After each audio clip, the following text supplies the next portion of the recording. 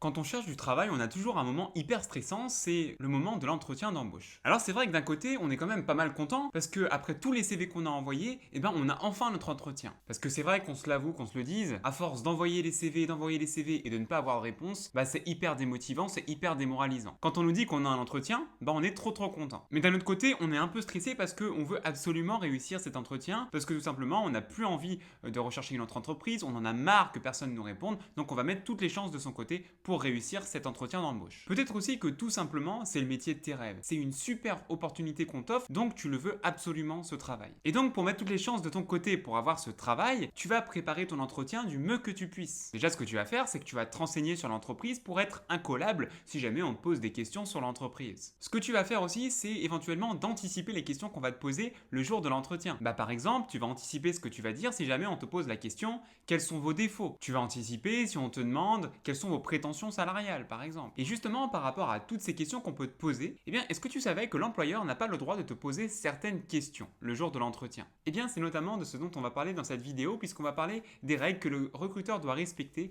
lorsqu'il veut embaucher quelqu'un. Donc on va voir que le recruteur, l'employeur n'a pas le droit de te poser certaines questions. On verra aussi ce que l'employeur risque si jamais il refuse de te recruter, si par exemple tu es de tel sexe, si par exemple tu es de telle origine, de telle religion. On verra toutes les questions de discrimination. Enfin, on parlera aussi d'un phénomène qui arrive très fréquemment, c'est que assez souvent, les candidats, pour réussir à avoir le poste, ils vont presque jusqu'à s'inventer une vie sur leur CV et donc parfois ils vont mettre quelques mensonges sur leur CV pour avoir le poste. On verra que les candidats qui mentent sur leur CV peuvent risquer gros. Avant d'aller plus loin, je précise que cette vidéo est en collaboration avec le Crédit Agricole. Vu que c'est généralement difficile de trouver un stage, de trouver un emploi, le Crédit Agricole a lancé une campagne afin de mettre en relation les étudiants et les jeunes d'un côté avec les entreprises pour leur permettre d'avoir des alternances, des emplois et des stages. Et notamment, le Crédit Agricole organise assez souvent partout en France ce qu'ils appellent des job dating et puis aussi ils publient également régulièrement sur leur site internet des offres de stage, des offres d'emploi destinées aux jeunes. Donc si tout cela t'intéresse, si tu as besoin de trouver un stage, besoin de trouver un emploi, je te conseille d'aller voir ce qu'ils font, je mets le lien en description. Alors c'est parti, quelles sont les 3 choses véritablement à savoir à propos de l'entretien d'embauche? Tout d'abord, première chose, quelles sont les questions que l'employeur n'a pas le droit de te poser le jour de l'entretien? Déjà, je pense qu'il est important de rappeler à quoi sert un entretien d'embauche, à quoi ça sert véritablement. Alors en fait, l'entretien d'embauche a pour objectif, a pour but d'évaluer l'aptitude du candidat à l'emploi qui est proposé. Autrement dit, l'entretien d'embauche va servir à vérifier que tu as bien les capacités pour remplir la fonction qui est proposée. Et donc le droit du travail, la loi française impose que les questions qu'on te pose à l'entretien doivent être en relation directe avec l'emploi proposé. Par exemple, l'employeur peut très bien te poser des questions sur ta formation, sur ton cursus, sur tes diplômes. Il peut aussi te poser des questions sur les boulots que tu as déjà eu avant, sur les fonctions que tu as déjà occupées. Mais par contre, l'employeur n'a pas le droit de te poser des questions sur ta vie privée. Par exemple, l'employeur n'a pas le droit de te demander si tu as des enfants, si tu es en couple, si tu es atteint d'une maladie. Au même titre que pour une femme, il n'a pas le droit de demander si cette femme est enceinte. Ensuite, deuxième question, est-ce que au fond, l'employeur, le recruteur, est vraiment libre de recruter qui il souhaite?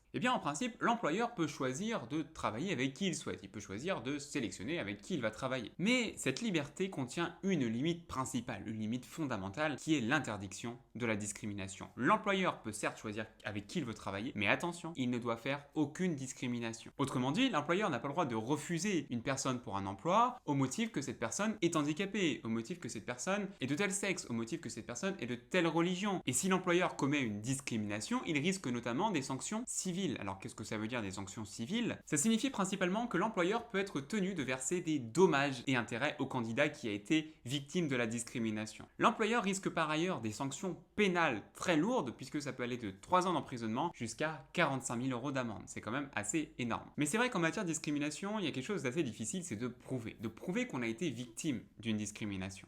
Pour faciliter la preuve de la discrimination, la loi permet à ce que le candidat qui a été victime de la discrimination puisse apporter des indices, des éléments qui laissent supposer la discrimination. C'est-à-dire qu'on ne va pas prouver avec certitude qu'il y a une discrimination, mais on va pouvoir apporter des éléments, des indices qui peuvent laisser supposer qu'il y a discrimination. Et ensuite, l'employeur, pour se défendre, il devra démontrer que la non-sélection du candidat, la non-embauche du candidat, le fait de ne pas avoir embauché le candidat, ce n'est pas lié à ces éléments. Enfin, en matière de discrimination, il faut quand même préciser une chose, c'est que la loi parfois admet exceptionnellement ce qu'on appelle des différences de traitement en fonction des catégories. Par exemple, lorsqu'il s'agit de recruter une actrice pour un film ou une mannequin femme pour porter des sous-vêtements par exemple, et naturellement, la loi permet à ce que l'employeur ne puisse recruter que des femmes. Enfin, troisième question, que se passe-t-il si un candidat ment sur son CV, met des informations mensongères sur son CV?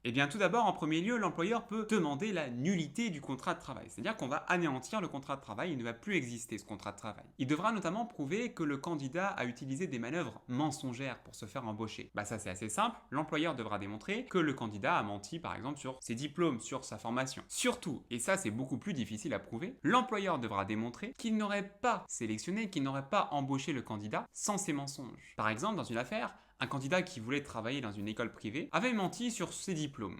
Pour les juges, ces différents mensonges à propos du diplôme ont été déterminants du consentement de l'employeur. C'est grâce à ces diplômes, c'est parce que telle personne avait ces diplômes-là que l'employeur avait recruté. Et forcément, s'il n'y a pas ces diplômes-là, il n'y a pas forcément de lien. Et donc, dans cette affaire, le contrat de travail a été annulé. Et plus encore, le candidat a dû être contraint de verser des dommages et intérêts à l'école puisque ça a été relayé dans la presse. Et donc, forcément, ça a porté préjudice à l'école. Et puis, à côté de la possibilité de demander l'annulation, la nullité du contrat de travail, l'employeur pourra aussi solliciter le licenciement du candidat qui a menti sur ses compétences. Mais dans ce cas-là, la procédure sera beaucoup plus lourde et il faudra respecter une procédure de licenciement. J'en ai donc terminé avec ces 3 règles importantes que tu dois savoir, que tu dois avoir à l'esprit avant de faire ton entretien d'embauche. Alors si tu as bien aimé la vidéo, n'oublie pas de la liker, c'est vraiment très important pour moi. D'ailleurs, petite question que je voulais te poser, toi, qu'est-ce qui t'angoisse le plus pour un entretien d'embauche? Réponds en commentaire, je lirai personnellement chacun de vos commentaires. N'oublie pas non plus de t'abonner à la chaîne et puis surtout, ne cesse jamais de croire en toi.